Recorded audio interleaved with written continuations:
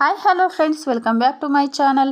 ನಂದಗೋಕುಲ ಧಾರಾವಾಹಿಯ ಮಂಗಳವಾರದ ಪೂರ್ತಿ ಸಂಚಿಕೆ ಏನಾಗುತ್ತೆ ಅಂತ ನೋಡೋದಕ್ಕಿಂತ ಮುಂಚೆ ಯಾರೆಲ್ಲ ನನ್ನ ಚಾನಲ್ನ ಸಬ್ಸ್ಕ್ರೈಬ್ ಮಾಡ್ಕೊಳ್ದೆ ನೋಡ್ತಾ ಇದ್ದೀರಾ ಅವರು ಪ್ಲೀಸ್ ಸಬ್ಸ್ಕ್ರೈಬ್ ಮಾಡ್ಕೊಳ್ಳಿ ಅಂತ ಹೇಳ್ತಾ ಈ ಸಂಚಿಕೆನ ಶುರು ಮಾಡೋಣ. ಸಂಚಿಕೆಯ ಶುರುವಲ್ಲಿ ಮೀನಾ ಅವರು, ಅಮ್ಮ ನನಗಿದೇನು ಬೇಡ, ಇದನ್ನೆಲ್ಲ ತಗೊಂಡು ಹೋಗಮ್ಮ ಅಂತ ಹೇಳ್ಬಿಟ್ಟು ಹೇಳ್ತಾ ಇರ್ತಾರೆ. ಆಗ ಮೀನಾ ಅವ್ರ ತಾಯಿ, ಇಲ್ಲ ಇದು ನಿನಗೋಸ್ಕರ ಮಾಡಿಸಿದ್ದು, ನಿಮ್ಮಪ್ಪ ಪ್ರತಿದಿನ ಇದನ್ನು ನೋಡಿ ಕೊರಗ್ತಾ ಇದ್ದಾರೆ, ಅದನ್ನು ನನ್ನ ಕೈಲಿ ನೋಡೋದಕ್ಕಾಗ್ತಾ ಇಲ್ಲ, ನಿನಗೆ ಸಂಬಂಧಪಟ್ಟ ವಸ್ತುಗಳು ಯಾವುದು ಕೂಡ ನಮ್ಮ ಮನೇಲಿ ಇರಬಾರ್ದು, ಅದಕ್ಕೆ ಇದನ್ನು ತೊಗೊಂಡು ಬಂದಿದ್ದೀನಿ, ಇಟ್ಕೋ ನೀನೇ ಅಂತ ಹೇಳ್ಬಿಟ್ಟು ಹೇಳ್ತಾರೆ. ಆಗ ಮೀನಾ ಅವರು, ಅಮ್ಮ ನನಗಿದ್ರ ಅವಶ್ಯಕತೆ ಇಲ್ಲ, ನನಗೆ ಬೇಕಾಗಿರೋದು ನೀವು ನನ್ನ ಜೊತೆ ಚೆನ್ನಾಗಿರೋದು, ನೀವು ನನ್ನ ಹತ್ರ ತುಂಬ ಖುಷಿಯಿಂದ ಇದ್ದರೆ ನನಗಷ್ಟೇ ಸಾಕು, ನೀವು ನನ್ನನ್ನು ಮಾತಾಡಿಸ್ತಾ ಇದ್ದರೆ ನನಗೆ ಉಸಿರು ಕಟ್ಟಾಗುತ್ತೆ ಅಮ್ಮ ಅಂತ ಹೇಳ್ಬಿಟ್ಟು ಮೀನಾ ಅವ್ರು ಹೇಳ್ತಾರೆ. ಮೀನಾ ಅವ್ರ ತಾಯಿ, ಇದರ ಅವಶ್ಯಕತೆ ನಿನಗೆ ತುಂಬ ಇದೆ, ಯಾಕೆ ಅಂದರೆ ಇಂಥ ಮನೇಲಿ ಇದೆಯಲ್ಲ, ಇದರ ಅವಶ್ಯಕತೆ ಇದ್ದೇ ಇರುತ್ತೆ, ತಗೋ ಇದನ್ನು ಅಂತ ಹೇಳ್ಬಿಟ್ಟು ಹೇಳಿ ಆ ಒಡವೆಗಳನ್ನೆಲ್ಲ ಕೊಟ್ಟು ಆಟೋ ಹತ್ತಿ ಹೋಗ್ತಾ ಇರ್ತಾರೆ. ಮೀನಾ ಅವರು ಆಟೋದವ್ರನ್ನ ನಿಲ್ಲಿಸಿ ಅಂತ ಎಷ್ಟು ಹೇಳಿದ್ರು ಅವ್ರ ತಾಯಿ ಕೇಳದೆ ಹಾಗೆ ಹೊರಟೋಗ್ಬಿಡ್ತಾರೆ. ಮೀನಾ ಅವರು ತುಂಬ ಬೇಜಾರಾಗಿ ಜೋರಾಗಿ ಅಳೋದಕ್ಕೆ ಶುರು ಮಾಡ್ತಾರೆ. ಆಗ ಗಿರ್ಜಾ, ಕೇಶವ ಎಲ್ಲರೂ ಸಹ ಮೀನಾ ಅವ್ರನ್ನ ಸಮಾಧಾನ ಮಾಡ್ತಾರೆ. ಗಿರ್ಜಾ ಅವರು, ನೋಡು ಮೀನಾ, ಇವತ್ತು ಮನೆವರೆಗೂ ಬಂದಿದ್ದಾರೆ, ಆಮೇಲೆ ಮನೆ ಒಳಗಡೆನೆ ಬರ್ತಾರೆ, ನೀನೇನು ಈ ಟೆನ್ಷನ್ ತೊಗೊಳ್ಬೇಡ ಅಂತ ಹೇಳ್ತಾ ಇರಬೇಕಾದ್ರೆ ಮೀನಾ ಅವರು ಅಳ್ತಾ ಇರ್ತಾರೆ. ಆಗ ಅಲ್ಲಿಗೆ ನಂದ ಅವ್ರು ಬರ್ತಾರೆ. ಮೀನಾ ಅವರು ಅಳೋದನ್ನ ನೋಡಿ, ಯಾಕಮ್ಮ ಮೀನಾ ಅಳ್ತಾ ಇದೆಯಾ ಅಂತ ಹೇಳ್ಬಿಟ್ಟು ಕೇಳ್ತಾರೆ. ಆಗ ಕೇಶವ, ಅದು ಅಪ್ಪ, ಮೀನವ್ರ ತಾಯಿ ಬಂದಿದ್ರು, ಆದರೆ ಅವರು ಬಂದಿದ್ದು ಮೀನನ್ನ ಮಾತಾಡಿಸ್ಕೊಂಡು ಹೋಗೋದಕ್ಕಲ್ಲ, ಅವಳಿಗೆ ಸಂಬಂಧಪಟ್ಟ ಒಡವೆಗಳನ್ನೆಲ್ಲ ಕೊಟ್ಟು ಹೋಗೋದಕ್ಕೆ ಅಂತ ಬಂದಿದ್ರು, ಅದಕ್ಕೆ ಅವಳಿಗೆ ತುಂಬ ಹರ್ಟ್ ಆಗಿದೆ ಅಪ್ಪ ಅಂತ ಹೇಳ್ಬಿಟ್ಟು ಕೇಶವ ಹೇಳ್ತಾನೆ. ಆಗ ನಂದವರು, ಅಯ್ಯೋ ನಾನು ಸ್ನಾನ ಮಾಡ್ಕೊಂಡು ಆಚೆ ಬರೋದ್ರೊಳಗಡೆ ಇಷ್ಟೆಲ್ಲ ನಡೆದೋಯ್ತಾ ಅಂತ ಹೇಳ್ಬಿಟ್ಟು ಕೇಳ್ತಾರೆ. ಆಗ ಗಿರ್ಜಾ ಅವರು, ಹೌದು ರೀ, ಅವರು ಮನೆ ಒಳಗಡೆನೇ ಬರಲಿಲ್ಲ, ಮನೆಯಿಂದ ಆಚೆ ಹಾಗೆ ಹೊರಟೋಗ್ಬಿಟ್ರು ಅಂತ ಹೇಳ್ಬಿಟ್ಟು ಗಿರ್ಜಾ ಅವ್ರು ಹೇಳಿದಾಗ ಮೀನಾ ಅವರು ಅಳ್ತಾ, ಮಾವ, ನನ್ನಮ್ಮ ನನ್ನನ್ನು ಪ್ರೀತಿಯಿಂದ ಒಂದೆರಡು ಮಾತಾಡಿಸ್ತಾರೆ ಅಂತ ಅಂದ್ಕೊಂಡಿದ್ದೆ, ಆದರೆ ಅವರು ಒಡವೆ ಕೊಟ್ಬಿಟ್ಟು ಮನೆಯಿಂದ ಮನೆ ಆಚೆಯಿಂದನೇ ಹಾಗೆ ಹೊರಟೋಗ್ಬಿಟ್ರು, ನನಗೆ ಎಷ್ಟು ಬೇಜಾರಾಯಿತು ಗೊತ್ತಾ ಮಾವ, ನನಗೆ ಈ ಒಡವೆ ಎಲ್ಲ ಬೇಡ ಮಾವ, ನನಗೆ ಅವ್ರ ಕ್ಷಮೆ ಬೇಕು, ಅವ್ರ ಪ್ರೀತಿ ಬೇಕು ಅಂತ ಹೇಳ್ಬಿಟ್ಟು ಮೀನಾ ಅವರು ಅಳ್ತಾ ಇರಬೇಕಾದ್ರೆ ನಂದಕುಮಾರ್ ಅವರು, ಮೀನಾ, ಎಲ್ಲದಕ್ಕೂ ಒಂದು ಸಮಯ ಅಂತ ಇರುತ್ತೆ ಮೀನಾ, ಅಲ್ಲ ಹೂವು ಕಾಯಾಗಿ ಹಣ್ಣಾಗಿ ಅದು ಮಾಗಬೇಕು ಅಂದರೆ ತುಂಬ ಟೈಮ್ ತಗೊಳುತ್ತೆ ಅಲ್ವಾ, ಅದೇ ಥರ ಎಲ್ಲದಕ್ಕೂ ಒಂದು ಸಮಯ ಅಂತ ಕೂಡಿ ಬರಬೇಕು, ಇದು ಕೂಡ ಹಾಗೇನೆ, ಸ್ವಲ್ಪ ಸಮಯ ಕಳೀಲಿ, ನಿಮ್ಮ ಅಪ್ಪ ಅಮ್ಮ ನಿನ್ನ ಮತ್ತು ಕೇಶವನ ಕ್ಷಮಿಸಿ ನಿನ್ನನ್ನು ಮಗಳು ಅಂತ ಕೇಶವನ ಅಳಿಯ ಅಂತ ಒಪ್ಕೊಳ್ತಾರೆ, ಕಾದು ನೋಡು ಬೇಕಾದರೆ. ನಾನು ಕೂಡ ನಿನ್ನ ಮತ್ತು ಕೇಶವನ್ನ ಮಾತಾಡಿಸ್ತಾ ಇರಲಿಲ್ಲ, ನಿಮ್ಮಿಬ್ಬರು ಮದುವೆನ ಒಪ್ಕೊಂಡಿರಲಿಲ್ಲ, ಆದರೆ ಕ್ರಮೇಣ ಕಾಲ ನನ್ನನ್ನು ಬದಲಾಯಿಸ್ತು, ನಾನು ಈಗ ನಿನ್ನನ್ನು ಸೊಸೆ ಅಂತ ಒಪ್ಕೊಂಡಿಲ್ವಾ, ನಾನು ನನ್ನ ಅಭಿಪ್ರಾಯನ ಬದಲಾಯಿಸ್ಕೊಂಡೆ ಅಲ್ವಾ, ನಿನ್ನನ್ನು ಮಾತಾಡಿಸ್ದೆ ಅಲ್ವಾ, ಹಾಗೆ ನಿಮ್ಮ ಅಪ್ಪ ಅಮ್ಮ ಕೂಡ ಅವ್ರ ಅಭಿಪ್ರಾಯನ ಬದಲಾಯಿಸ್ಕೊಂಡು ಅವರಿಬ್ಬರು ನಿಮ್ಮನ್ನು ಕ್ಷಮಿಸಿ ನಿಮ್ಮನ್ನು ಒಪ್ಕೊಳ್ಳೋ ದಿನ ಜಾಸ್ತಿ ದಿನ ಇಲ್ಲ ಅಂತ ಹೇಳ್ಬಿಟ್ಟು ನಂದಕುಮಾರ್ ಹೇಳಿದಾಗ ಕೇಶವ ಅವರು, ಹೌದು ಮೀನಾ, ಅಪ್ಪ ಹೇಳ್ದಾಗೆ ಅತ್ತೆ ಮಾವ ನಮ್ಮನ್ನು ಕ್ಷಮಿಸಿ ನಮ್ಮ ಮನೆಗೆ ಖುಷಿಯಿಂದ ಬರೋ ದಿನಗಳು ಬಂದೇ ಬರುತ್ತೆ ಅಂತ ಹೇಳ್ಬಿಟ್ಟು ಕೇಶವ ಹೇಳ್ತಾನೆ. ಆಗ ನಂದಕುಮಾರ್ ಅವರು, ಮೀನಾ, ನೀನೇನು ಟೆನ್ಷನ್ ತಗೊಳ್ಬೇಡಮ್ಮ, ನೀನು ಅಳಬೇಡ, ಮನೇಲಿ ಸೊಸೆಯಂದ್ರು ಹತ್ಬಿಟ್ರೆ ಮನೆಗೆ ದರಿದ್ರ ಇದ್ದಾಗೆ, ಏನೂ ಆಗೋದಿಲ್ಲ, ಎಲ್ಲ ಸರಿ ಹೋಗುತ್ತೆ, ಸರಿ ಗಿರ್ಜಾ, ನಾನು ಅಂಗಡಿಗೆ ಹೋಗಿ ಬರ್ತೀನಿ ಅಂತ ಹೇಳ್ಬಿಟ್ಟು ನಂದಕುಮಾರ್ ಅವರು ಅಲ್ಲಿಂದ ಹೊರಡ್ತಾರೆ. ಗಿರ್ಜಾ ಅವರು, ನಾವು ನಿನ್ನೆ ಪಟ್ಟಿ ಮಾಡಿದ್ವಲ್ಲ, ಪೂಜೆ ಸಾಮಾನೆಲ್ಲ ತೊಗೊಂಡು ಬನ್ನಿ ಅಂತ ಹೇಳ್ತಾರೆ. ಸರಿ ತೊಗೊಂಡು ಬರ್ತೀನಿ ಅಂತ ಹೇಳ್ಬಿಟ್ಟು ನಂದಕುಮಾರ್ ಅವರು ಅಂಗಡಿಗೆ ಹೊರಡ್ತಾರೆ. ಆಗ ಕೇಶವ, ನಾನು ಕೂಡ ಬರ್ತೀನಿ ಅಂತ ಹೇಳ್ಬಿಟ್ಟು, ಮೀನಾ ನೀನು ಇದೇ ವಿಷಯನ ಇಟ್ಕೊಂಡು ಕೊರಗಬೇಡ, ಎಲ್ಲಿ ನಗು ಅಂತ ಹೇಳ್ಬಿಟ್ಟು ಹೇಳ್ತಾರೆ. ಆಗ ಮೀನಾ ಅವರು ಸ್ಮೈಲ್ ಮಾಡ್ತಾರೆ. ಆಗ ಕೇಶವ, ನೀನು ಅಚ್ಚುಕಟ್ಟಾಗಿ ನಗಲಿಲ್ಲ ಅಂದರೆ ಈಗ ವೀಣಾ ಆಂಟಿ ಮನೆಗೆ ಕರ್ಕೊಂಡೋಗಿ ಗಟ್ಟಿ ಹಾಲಿನ ಕಾಫಿ ಕುಡಿಸ್ಬೇಕಾಗುತ್ತೆ ಅಂತ ಹೇಳ್ಬಿಟ್ಟು ಕೇಶವ ಹೇಳಿದಾಗ ಮೀನಾ ಹಾಗೆ ಗಿರ್ಜಾ ಮತ್ತು ಅಮ್ಮ ಅವರು ಸಹ ಜೋರಾಗಿ ನಗೋದಕ್ಕೆ ಶುರು ಮಾಡ್ತಾರೆ. ಆಗ ಕೇಶವ, ನೀನು ನಕ್ಕಿದ್ರೆ ಎಷ್ಟು ಮುದ್ದಾಗಿ ಕಾಣಿಸ್ತೀಯ ಗೊತ್ತಾ, ನನ್ನ ಮುದ್ದು ಅಂತ ಹೇಳ್ಬಿಟ್ಟು ಮೀನಾ ಅವ್ರಿಗೆ ಕಿಸ್ ಕೊಡೋದಕ್ಕೆ ಹೋಗಿ, ಅಯ್ಯೋ ಅಮ್ಮ ನೀವಿಲ್ಲೇ ಇದ್ದೀರಲ್ವಾ ಅಂತ ಹೇಳ್ಬಿಟ್ಟು ಮುಜುಗರ ಪಟ್ಕೊಂಡು ಕೇಶವ ಅವರು ಅಲ್ಲಿಂದ ಹೊರಟೋಗ್ತಾರೆ. ಆಗ ಗಿರ್ಜಾ ಅವರು ತುಂಬ ಖುಷಿಯಿಂದ, ನೋಡು ಮೀನಾ ನಿನ್ನ ಗಂಡನ ಅಂತ ಹೇಳ್ಬಿಟ್ಟು ಹೇಳ್ತಾರೆ. ಆಗ ಮೀನಾ ಅವ್ರು ಸಹ ನಗ್ತಾ ಇರ್ತಾರೆ. ಮತ್ತೊಂದು ಕಡೆ ಕಲಾ ಅವರು ಅವ್ರ ಅತ್ತೆ ಹತ್ರ, ಅತ್ತೆ, ಯಾವುದೇ ಮಕ್ಕಳಾಗಲಿ ತಮ್ಮ ಇಷ್ಟಪಟ್ಟ ದಾರಿನ ತಾವೇ ಆಯ್ಕೆ ಮಾಡ್ಕೊಂಡು ಹೋದಾಗ ನಮಗೆ ಮಾತಾಡಿಸ್ಬೇಕು ಅಂತ ಅನಿಸೋದೇ ಇಲ್ಲ, ಆದರೆ ಮೀನಾ ಅವ್ರ ತಾಯಿ ಮೀನಾನ ಹುಡ್ಕೊಂಡು ಬಂದು ಅವಳಿಗೆ ಸೇರಬೇಕಾಗಿದ್ದು ಒಡವೆಗಳನ್ನೆಲ್ಲ ಕೊಟ್ಟು ಹೋದರು. ಅತ್ತೆ, ನಾವು ನಮ್ಮ ಅಮ್ಮಗೆ ತಾಳಿ ಬೊಟ್ಟೆಲ್ಲ ಕೊಡಬೇಕಲ್ವಾ ಅಂತ ಹೇಳ್ಬಿಟ್ಟು ಕಲಾ ಕೇಳ್ತಾರೆ. ಆಗ ಅವ್ರ ಅತ್ತೆ, ಹೌದು ಕಲಾ, ಒಂದು ಹೆಣ್ಣು ತನ್ನ ತವ್ರ ಮನೆಯಿಂದ ತಾಳಿ ಬೊಟ್ಟು ಅರಿಶಿನ ಕುಂಕುಮನ ತಗೊಳ್ಬೇಕು ಅಂತ ತುಂಬಾ ಇಷ್ಟಪಡ್ತಾಳೆ ಅಂತ ಹೇಳಿದಾಗ ಕಲಾವತಿಯವರು ಅಳ್ತಾ, ಅತ್ತೆ, ಒಂದು ಚಿಕ್ಕ ತಾಳಿ ಬೊಟ್ಟು ಹಾಗೆ ಒಂದು ಚಿಟಿಕೆ ಅರಿಶಿನ ಕುಂಕುಮನ ತಗೊಳ್ಳೋ ಅದೃಷ್ಟ ನಮ್ಮ ಅಮ್ಮಗಿಲ್ವೋ ಅಥವಾ ಅದನ್ನು ನೋಡೋ ಭಾಗ್ಯ ನಮಗಿಲ್ವೋ ಗೊತ್ತಿಲ್ಲ, ಅಂತ ಹೇಳ್ಬಿಟ್ಟು ಕಲಾವತಿಯವ್ರು ಹೇಳ್ತಾ ಇರಬೇಕಾದ್ರೆ ಅವರತ್ತೆ ಅದು ನಿನ್ನ ಕೈಲಿದೆ ಅಂತ ಹೇಳ್ಬಿಟ್ಟು ಹೇಳ್ತಾರೆ. ಆಗ ಕಲಾವತಿಯವರು ಅಂದರೆ ಏನು ಹೇಳ್ತಾ ಇದ್ದೀರಾ ಅತ್ತೆ ನೀವು ಅಂತ ಹೇಳ್ಬಿಟ್ಟು ಕೇಳಿದಾಗ, ಒಬ್ಬಳು ತಾಯಿ ತನ್ನ ಮಗಳಿಗೆ ಪ್ರೀತಿನ ಧಾರೆ ಎರೆಯೋಕ್ಕೆ ಯಾರು ಕೂಡ ಅಡ್ಡಿ ಮಾಡೋದಕ್ಕೆ ಸಾಧ್ಯ ಇಲ್ಲ. ಈ ಎರಡು ಮನೆ ನಡುವೆ ಇರ್ತಕ್ಕಂಥ ದ್ವೇಷ ನನ್ನ ಮತ್ತು ಗಿರ್ಜಾ ತಾಯಿ ಪ್ರೀತಿಗೆ ಯಾವತ್ತೂ ಅಡ್ಡಿ ಮಾಡಿಲ್ಲ. ನೀನು ಮನಸ್ಸು ಮಾಡಿದ್ರೆ ನಿಮ್ಮಿಬ್ಬರ ಮಧ್ಯೆ ಇರೋ ಗೋಡೆ ಹಾಗೆ ಹೊಡೆದು ನೀನು ಮತ್ತು ಅಮ್ಮು ಸರಿ ಹೋಗ್ಬೋದು ಅಂತ ಹೇಳ್ಬಿಟ್ಟು ಅವರು ಹೇಳ್ತಾರೆ. ಆಗ ಕಲಾವತಿಯವರು, ಹಾಗಲ್ಲ ಅತ್ತೆ, ಗಿರ್ಜಾ ನಂದಣ್ಣನ ಲವ್ ಮಾಡಬೇಕಾದ್ರೆ ಅವಳು ಮನೇಲಿ ಎಲ್ಲರ ಹತ್ರನೂ ಹೇಳಿದ್ಲು. ಆದರೆ ಅವ್ರು ಯಾರು ಒಪ್ಪದೇ ಇದ್ದಾಗ ಹೋಗಿ ಮದುವೆ ಮಾಡ್ಕೊಂಡು ಬಂದ್ಲು. ಆದರೆ ಅಮ್ಮು ವಿಷಯದಲ್ಲಿ ಆಗಿದ್ದೇ ಬೇರೆ. ಅವಳು ಒಂದು ಮಾತು ಯಾರ ಹತ್ರನಾದರೂ ಹೇಳಿದ್ಲ, ಅವಳು ಮಾಡಿರೋದು ದ್ರೋಹ ಅಂತ ಹೇಳ್ಬಿಟ್ಟು ಕಲಾವತಿಯವ್ರು ಹೇಳ್ತಾರೆ. ಆಗ ಅವರತ್ತೆ, ಅದು ದ್ರೋಹನೇ ಆಗಿರ್ಬೋದು, ಆದರೆ ಅದನ್ನು ಕ್ಷಮಿಸ್ಬೋದಲ್ವಾ ಅಂತ ಹೇಳ್ಬಿಟ್ಟು ಅವ್ರ ಅತ್ತೆ ಹೇಳಿದಾಗ ಕಲಾವತಿಯವರು ಅಳ್ತಾ ಇರ್ತಾರೆ. ಈ ಕಡೆ ನಂದವರು ಮನೆಗೆ ಬರ್ತಾರೆ. ಗಿರ್ಜಾ, ನೋಡಿಲಿ ನೀನು ಹೇಳಿದ ಸಾಮಾನೆಲ್ಲ ತೊಗೊಂಡು ಬಂದಿದ್ದೀನಿ ಅಂತ ಹೇಳ್ಬಿಟ್ಟು ಹೇಳ್ತಾರೆ. ಸರಿ, ನಾನು ಇದನ್ನೆಲ್ಲ ಒಳಗೆ ಎತ್ತಿಡ್ತೀನಿ, ಕೈಕಾಲು ಮುಖ ತೊಳ್ಕೊಂಡು ಬನ್ನಿ, ಊಟಕ್ಕೆ ಇಡ್ತೀನಿ ಅಂತ ಹೇಳ್ಬಿಟ್ಟು ಗಿರ್ಜಾ ಅವ್ರು ಹೇಳಬೇಕಾದ್ರೆ ಅಲ್ಲಿಗೆ ಪರಮೇಶ್ ಮತ್ತು ವೀಣಾ ಅವರು ಬರ್ತಾರೆ. ಅವರನ್ನು ನೋಡಿ ನಂದ ಮತ್ತು ಗಿರ್ಜಾ ಅವ್ರಿಗೆ ತುಂಬಾ ಖುಷಿ ಆಗುತ್ತೆ. ಗಿರ್ಜಾ ಅವರು, ನೀವೇನು ಇಲ್ಲಿ ಹೇಳ್ದೆ ಬಂದುಬಿಟ್ಟಿದ್ದೀರಲ್ಲ ಅಂತ ಹೇಳ್ಬಿಟ್ಟು ಕೇಳ್ತಾರೆ. ಆಗ ವೀಣಾ ಅವರು, ಇಲ್ಲೇ ಲಗ್ನ ಪತ್ರಿಕೆ ಕೊಡಬೇಕಿತ್ತು, ಬಂದಿದ್ವಿ, ಹಾಗೆ ನಿಮ್ಮನ್ನು ನೋಡಿಕೊಂಡು ಮಾತಾಡಿಸ್ಕೊಂಡು ಹೋಗೋಣ, ಅದರಲ್ಲೂ ಅಳಿಯಂದ್ರನ್ನ ನೋಡಬೇಕಾಯ್ತು ಅಂತ ಹೇಳ್ಬಿಟ್ಟು ವೀಣಾ ಅವ್ರು ಹೇಳಿದಾಗ, ವೀಣಾ ಅವ್ರ ಮಾತನ್ನು ಕೇಳಿ ಗಿರ್ಜಾ ಅವ್ರಿಗೆ ಟೆನ್ಷನ್ ಆಗುತ್ತೆ. ಆಗ ಪರಮೇಶ್ವರು, ಅಳಿಯಂದ್ರೆ ಎಲ್ಲಿ ಒಳಗಡೆ ಇದ್ದಾರಾ ಅಂತ ಹೇಳ್ಬಿಟ್ಟು ಕೇಳ್ತಾರೆ. ಆಗ ನಂದವರು, ಇಲ್ಲ, ಅವನು ಚೆಕಪ್ಗೆ ಡಾಕ್ಟರ್ ಹತ್ರ ಹೋಗಿದ್ದಾನೆ ಅಂತ ಹೇಳ್ತಾರೆ. ಆಗ ವೀಣವರು, ನಮಗೆ ಅಳಿಯಂದ್ರಿಗೆ ಈ ರೀತಿ ಆಯ್ತಲ್ಲ ಅಂತ ನಮಗೆ ತುಂಬ ಬೇಜಾರಾಯಿತು, ಅಂದರೆ ಅಳಿಯಂದ್ರೆ ಇವತ್ತು ನಮ್ಮ ಕೈಲಿ ಸಿಗೋದಿಲ್ಲ ಅಂತ ಹೇಳ್ಬಿಟ್ಟು ವೀಣಾ ಅವ್ರು ಹೇಳಿದಾಗ ಗಿರ್ಜಾ ಅವರು, ಅಯ್ಯೋ ಮಾಧವ ಚೆನ್ನಾಗೇ ಇದ್ದಾನೆ, ನೀವು ಈ ನೆಪದಲ್ಲಾದರೂ ನಮ್ಮ ಮನೆಗೆ ಬಂದ್ರಲ್ಲ, ನಮಗೆ ತುಂಬ ಖುಷಿ ಆಯಿತು ಅಂತ ಹೇಳ್ಬಿಟ್ಟು ಗಿರ್ಜಾ ಅವ್ರು ಹೇಳಿದಾಗ ನಂದವರು, ನೀವೇನು ತಗೊಳ್ತೀರಾ, ಕಾಫಿ ಟೀ ಅಂತ ಹೇಳ್ಬಿಟ್ಟು ಕೇಳ್ತಾರೆ. ಆಗ ಪರಮೇಶ್ ಅವರು ಕಾಫಿ ಅಂತ ಹೇಳಿದಾಗ ವೀಣಾ ಅವರು, ಇದೇನು ರೀ, ನಾವು ಊಟ ಟೈಮಿಗೆ ಮನೆಗೆ ಬಂದಿದ್ದೀವಿ, ನಾವು ಊಟ ಮಾಡದೆ ಹೋದರೆ ಅವ್ರಿಗೆ ಬೇಜಾರಾಗೋದಿಲ್ವಾ ಅಂತ ಹೇಳ್ಬಿಟ್ಟು ವೀಣಾ ಅವ್ರು ಹೇಳ್ತಾರೆ. ಆಗ ಗಿರ್ಜಾ ಅವರು, ನಾನೇ ಅಂತ ಹೇಳೋಣ ಅಂತ ಅಂದ್ಕೊಂಡಿದ್ದೆ, ನೀವೇ ಹೇಳಿದ್ರಿ, ತುಂಬ ಖುಷಿ ಆಯಿತು ಅಂತ ಹೇಳ್ಬಿಟ್ಟು ಹೇಳ್ತಾ ಇರಬೇಕಾದ್ರೆ ಮೀನಾ ಅವರು, ಆಂಟಿ ನಾನು ಕ್ಯಾರೆಟ್ ಹಲ್ವಾ ತುಂಬ ಚೆನ್ನಾಗಿ ಮಾಡ್ತೀನಿ, ಈಗಲೇ ರೆಡಿ ಮಾಡ್ತೀನಿ ಅಂತ ಹೇಳ್ಬಿಟ್ಟು ಮೀನಾ ಅವರು ಹೋಗ್ತಾ ಇರ್ತಾರೆ. ಆಗ ವೀಣಾ ಅವರು, ಬೇಡಮ್ಮ ಅಂತ ಹೇಳ್ಬಿಟ್ಟು ಹೇಳಿದಾಗ ಮೀನಾ ಅವ್ರಿಗೆ ಶಾಕ್ ಆಗುತ್ತೆ. ಅದು ನಮ್ಮ ಅಳಿಯಂದ್ರು ಪ್ರಿಯಾ ಹತ್ರ ಹೇಳ್ತಾ ಇದ್ರಂತೆ, ನಮ್ಮಮ್ಮ ತುಂಬ ಚೆನ್ನಾಗಿ ಅಡುಗೆ ಮಾಡ್ತಾರೆ ಅಂತ, ಅದಕ್ಕೆ ನಾವಿವತ್ತು ತಿನ್ನೋ ಪ್ರತಿಯೊಂದು ತುತ್ತು ಬೀಗಿತಿಯವರು ಮಾಡಿದಂತಹ ಅಡುಗೆನೇ ಆಗಬೇಕು, ಅದಲ್ಲದೆ ದೇವರ ಪ್ರಸಾದ ಇದ್ದಂಗಿರುತ್ತೆ ಅಂತ ಹೇಳ್ಬಿಟ್ಟು ವೀಣಾ ಅವ್ರು ಹೇಳ್ತಾರೆ. ಆಗ ವೀಣಾ ಅವ್ರ ಮಾತನ್ನು ಕೇಳಿ ಗಿರ್ಜಾ ಅವ್ರಿಗೆ ತುಂಬ ಖುಷಿ ಆಗುತ್ತೆ. ಮತ್ತು ನಂದ ಅವರು, ಅಲ್ಲ ಬೀಗ್ರೆ, ಮದುವೆ ಕೆಲಸ ಕಾರ್ಯ ಎಲ್ಲ ಹೇಗೆ ನಡೀತಾ ಇದೆ ಅಂತ ಹೇಳ್ಬಿಟ್ಟು ಕೇಳ್ತಾರೆ. ಪರಮೇಶ್ ಅವರು, ಅಯ್ಯೋ ದುಡ್ಡು ಮಾತ್ರ ನೀರು ಖರ್ಚಾದಂಗೆ ಖರ್ಚಾಗ್ತಾ ಇದೆ ಬೀಗ್ರೆ, ಎಲ್ಲ ಬದಲಾಗ್ಬಿಟ್ಟಿದ್ದಾರೆ ಬೀಗ್ರೆ, ಎಲ್ಲ ಕಮರ್ಷಿಯಲ್ ಆಗೋಗ್ಬಿಟ್ಟಿದ್ದಾರೆ ಅಂತ ಹೇಳ್ಬಿಟ್ಟು ಪರಮೇಶ್ ಹೇಳ್ತಾರೆ. ಹೌದು, ನೀವು ಹೇಳ್ತಾ ಇರೋದು ನಿಜನೇ, ಎಲ್ಲ ರೇಟ್ ಎಲ್ಲ ತುಂಬ ದುಬಾರಿ ಆಗಿಬಿಟ್ಟಿದೆ ಅಂತ ಹೇಳ್ಬಿಟ್ಟು ನಂದವ್ರು ಹೇಳ್ತಾ ಇರಬೇಕಾದ್ರೆ ವೀಣಾ ಅವರು ಮನೆಯೆಲ್ಲ ನೋಡ್ತಾ ಇರ್ತಾರೆ. ಆಗ ಮೀನಾ ಅವರು ನಿಧಾನಕ್ಕೆ ಅಮ್ಮು ಹತ್ರ, ಅಮ್ಮು ಇವ್ರು ಸುಮ್ಮನೆ ನಮ್ಮ ಮನೆಗೆ ಬಂದಿಲ್ಲ ಕಣೆ, ನೋಡು ಅವ್ರ ಮನೇನ ಹೇಗೆಲ್ಲ ನೋಡ್ತಾ ಇದ್ದಾರೆ ಅಂತ ಹೇಳ್ಬಿಟ್ಟು ಮೀನವ್ರು ಹೇಳಿದಾಗ, ಹೌದಕ್ಕ, ಮನೆಯೆಲ್ಲ ಫುಲ್ ಸ್ಕ್ಯಾನ್ ಮಾಡ್ತಾ ಇದ್ದಾರೆ ಅಂತ ಹೇಳ್ಬಿಟ್ಟು ಅಮ್ಮು ಮತ್ತು ಮೀನವರು ಮಾತಾಡ್ಕೊಳ್ತಾ ಇರಬೇಕಾದ್ರೆ ವೀಣಾ ಅವರು, ಇದು ಡೂಪ್ಲೆಕ್ಸಾ ಅಂತ ಹೇಳ್ಬಿಟ್ಟು ಕೇಳ್ತಾರೆ. ಆಗ ನಂದವರು, ಏನು ಬಿಗ್ರೆ, ಏನೋ ಕೇಳ್ತಾ ಇದ್ದೀರಾ ಅಂತ ಹೇಳ್ಬಿಟ್ಟು ಕೇಳ್ತಾರೆ.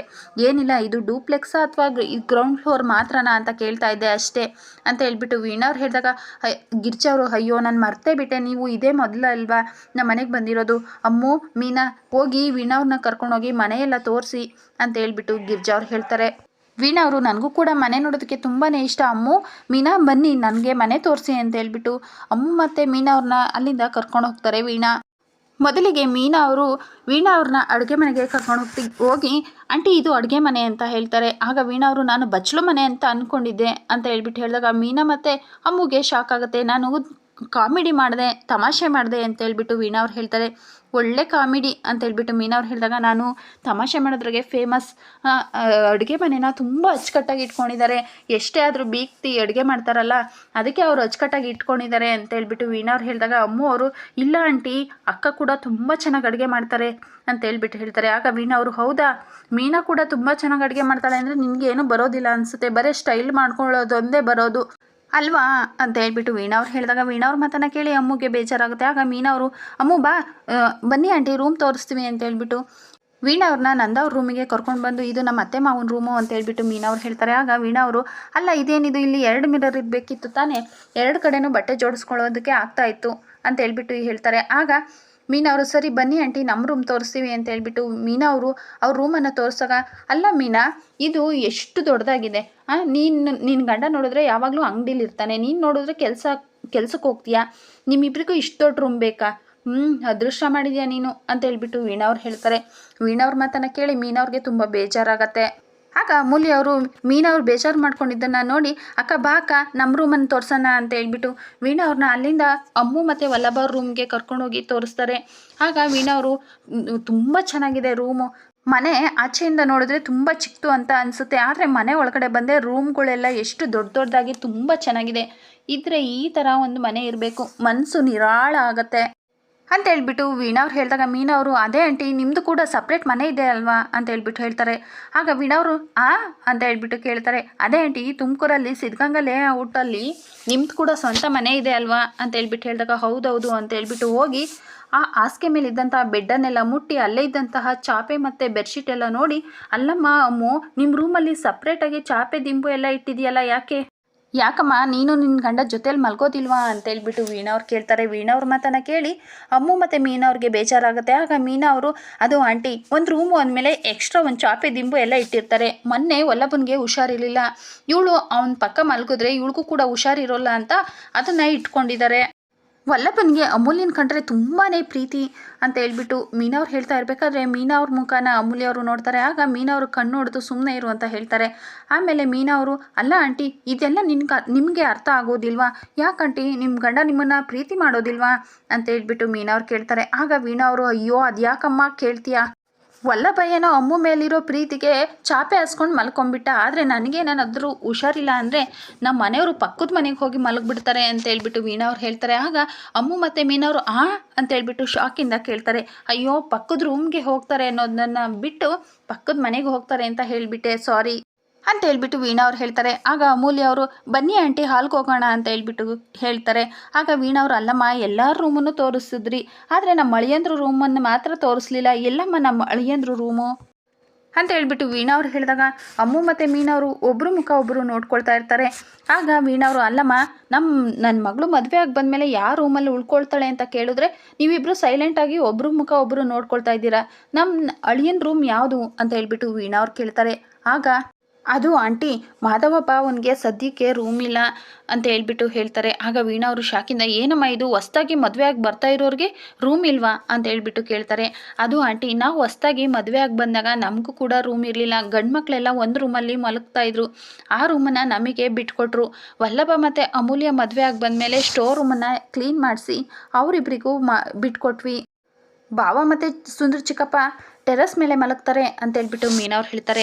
ಆಗ ವೀಣಾ ಅವರು, ಮೀನಾ ನಿನ್ನ ಮಾತು ನನಗೆ ಅರ್ಥ ಆಗ್ತಾ ಇಲ್ಲಮ್ಮ, ಅಂದರೆ ನನ್ನ ಮಗಳು ಮದುವೆ ಆಗಿ ಬಂದಮೇಲೆ ಅಳಿಯಂದ್ರ ಜೊತೆ ಅವಳು ಕೂಡ ಟೆರಸ್ ಮೇಲೆ ಮಲಗಬೇಕಾ ಅಂತ ಹೇಳ್ಬಿಟ್ಟು ವೀಣಾ ಅವ್ರು ಕೇಳ್ತಾರೆ. ವೀಣಾ ಅವ್ರ ಮಾತನ್ನು ಕೇಳಿ ಮೀನಾ ಅವ್ರಿಗೆ ತುಂಬ ಬೇಜಾರಾಗತ್ತೆ.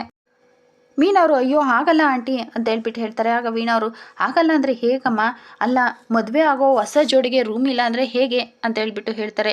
ಆಗ ಮೀನಾ ಅವರು, ಆಂಟಿ ರೂಮ್ ವ್ಯವಸ್ಥೆ ನಡೀತಾ ಇದೆ, ಮದುವೆ ಆಗೋದ್ರೊಳಗಡೆ ರೂಮ್ ರೆಡಿ ಆಗುತ್ತೆ ಅಂತ ಹೇಳ್ಬಿಟ್ಟು ಹೇಳ್ತಾರೆ. ವೀಣಾ ಅವರು, ಅಲ್ಲ ಇನ್ನು 2 ದಿನದಲ್ಲಿ ರೂಮ್ ರೆಡಿ ಆಗುತ್ತಾ, 2 ದಿನದಲ್ಲಿ ರೂಮ್ ರೆಡಿ ಆದರೆ ಒಳ್ಳೆಯದು, ಇನ್ನು ನನ್ನ ಮಗಳಿಗೆ ಅಂತ ನೋಡೋದಕ್ಕೆ ಇಲ್ಲಿ ಮನೇಲಿ ಏನು ಇಲ್ವಲ್ಲ, ಇನ್ನೇನು ನೋಡೋದು, ಬನ್ನಿ ಹೋಗೋಣ ಅಂತ ಹೇಳ್ಬಿಟ್ಟು ವೀಣಾ ಅವರು ಕೋಪ ಮಾಡಿಕೊಂಡು ಅಲ್ಲಿಂದ ಹೊರಡ್ತಾರೆ. ಆಗ ಅಮೂಲ್ಯ ಅವರು, ಅಲ್ಲ ಅಕ್ಕ ಈ ಆಂಟಿ ಈ ವಿಷಯನ ಮಾವನ ಹತ್ರ ಹೇಳಿದ್ರೆ ಏನು ಮಾಡೋದು ಅಂತ ಹೇಳ್ಬಿಟ್ಟು ಕೇಳ್ತಾರೆ. ಆಗ ಮೀನಾ ಅವರು, ಈ ಆಂಟಿ ಫುಲ್ ಜೋರಿದ್ದಾರೆ ಅಂತ ಹೇಳ್ಬಿಟ್ಟು ಹೇಳ್ತಾರೆ.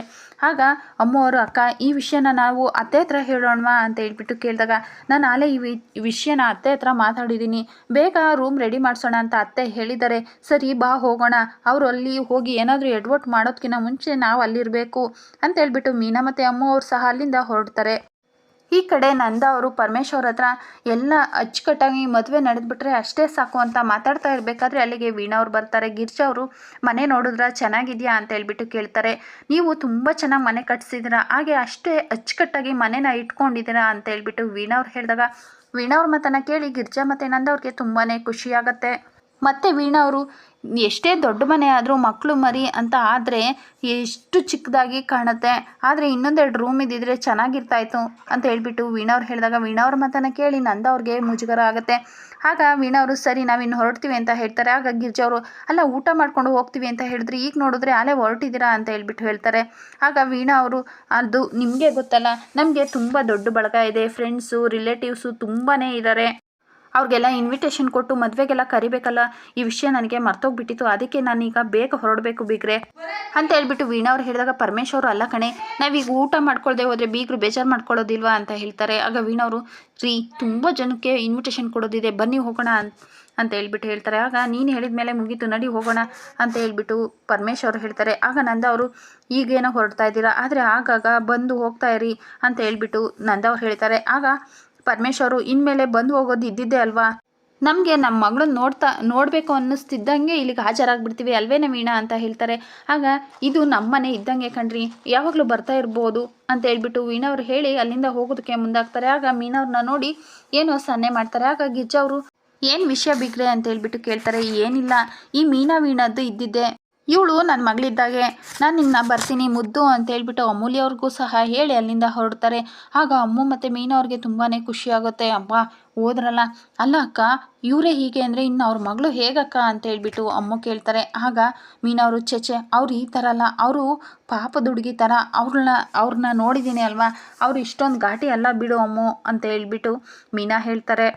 ಈ ಕಡೆ ಮೀನಾ ಅವರು ತುಂಬ ಟೆನ್ಷನ್ ಮಾಡಿಕೊಂಡು ಓಡಾಡ್ತಾ ಇರ್ತಾರೆ. ಅಲ್ಲಿಗೆ ಕೇಶವ ಬಂದ್ಬಿಟ್ಟು ಅಲ್ಲ ಮೀನಾ, ನೀನಿನ್ನು ನಿಮ್ಮ ಅಮ್ಮನ ಬಗ್ಗೆನೇ ಯೋಚನೆ ಮಾಡ್ತಾ ಇದೆಯಾ, ಅಲ್ಲ ಊರಿಗೆ ಬಂದವರು ನೀರಿಗೆ ಬರದೇ ಇರ್ತಾರ, ಮನೆ ಬಾಗ್ಲವರೆಗೂ ಬಂದವರು ಮನೆ ಒಳಗಡೆ ಬರದೇ ಇರ್ತಾರ ಅಂತ ಹೇಳ್ಬಿಟ್ಟು ಕೇಶವ ಹೇಳಿದಾಗ ಮೀನಾ ಅವರು ನಾನು ಅದನ್ನೆಲ್ಲ ಯೋಚನೆ ಮಾಡ್ತಾ ಇರಲಿಲ್ಲ ಕೇಶವ, ನಾನು ಯೋಚನೆ ಮಾಡ್ತಾ ಇದ್ದಿದ್ದು ವೀಣಾ ಆಂಟಿ ಬಗ್ಗೆ ಅಂತ ಹೇಳ್ಬಿಟ್ಟು ಮೀನಾ ಹೇಳಿದಾಗ ಅಲ್ಲ ನೀನು ಅವ್ರ ಬಗ್ಗೆ ಯೋಚನೆ ಮಾಡೋ ಅಂಥದ್ದು ಏನಿದೆ ಅಂತ ಹೇಳ್ಬಿಟ್ಟು ಕೇಶವ ಕೇಳ್ತಾನೆ. ಆಗ ಮೀನಾ ಅವರು ನೀನೇ ನೋಡಿದ್ಯಲ್ಲ, ಮದುವೆ ಖರ್ಚೆಲ್ಲ ಜಾಸ್ತಿ ಆಗುತ್ತೆ ಅಂತ ಎಲ್ಲ ಖರ್ಚನ್ನು ಮಾವನ ತಲೆ ಮೇಲೆ ಒರೆಸಿದ್ದಾರೆ, ಅವ್ರಿಗೆ ತುಂಬ ಆಸೆ ಇದೆ ಅಂತ ನನಗನ್ನಿಸ್ತಾ ಇದೆ ಅಂತ ಹೇಳ್ಬಿಟ್ಟು ಮೀನಾ ಅವ್ರು ಹೇಳಿದಾಗ ಕೇಶವ ಅವರು ಅಯ್ಯೋ ಮದುವೆ ಖರ್ಚು ಅಂದಮೇಲೆ ಗಂಡಿನ ಮನೆ ಹೆಣ್ಣಿನ ಮನೆಗೆ ಸಮಾನವಾದ ಖರ್ಚಿರುತ್ತೆ, ಅದ್ರ ಬಗ್ಗೆ ನೀನು ಯಾಕೆ ಇಷ್ಟೊಂದು ಟೆನ್ಷನ್ ಮಾಡ್ಕೊಳ್ತಾ ಇದೆಯಾ ಅಂತ ಹೇಳ್ಬಿಟ್ಟು ಕೇಶವ ಹೇಳ್ತಾನೆ. ಆಗ ಮೀನಾ ಅವರು ಅಯ್ಯೋ ಅದು ಬಿಡು ಕೇಶವ, ಇವತ್ತು ಮನೆ ತೋರಿಸೋದಕ್ಕೆ ಅಂತ ವೀಣಾ ಆಂಟಿನಾಗ ದೇವ್ರ ಮನೆಗೆ ಕರ್ಕೊಂಡು ಹೋದ್ನ, ದೇವ್ರ ಮನೆ ಯಾಕೆ ಇಷ್ಟು ಚಿಕ್ಕದಾಗಿದೆ, ದೊಡ್ಡದಾಗಿರ್ಬೇಕಿತ್ತು, ರೂಮಲ್ಲಿ ಒಂದೇ ಬೀರಿ ಹಾಕಿದೆ 2 ಬೀರಿ ಇರಬೇಕಿತ್ತು ಅಂತ ಹೇಳ್ಬಿಟ್ಟು ಎಲ್ಲ ಕೇಳ್ತಾಯಿದ್ರು. ಹಾಗೆ ನನ್ನ ಮತ್ತು ಅಮ್ಮು ಹತ್ರ